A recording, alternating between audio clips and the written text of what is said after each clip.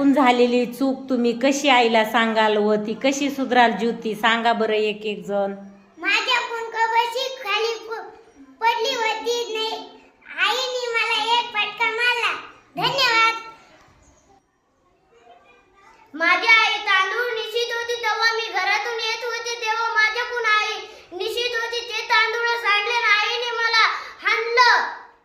माझ्याकडून पिठाचा डब्बा सांडला म्हणून मला आईने हाणलं.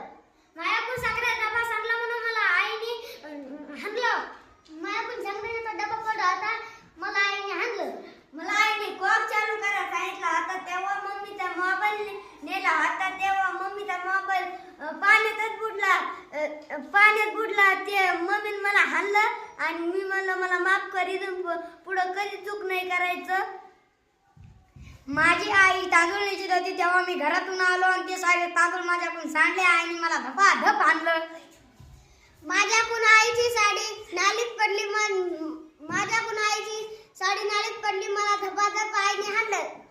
माझ्याकडून मम्मीचा मोबाईल पाण्यात पडला म्हणून मम्मीने मला हाणलं.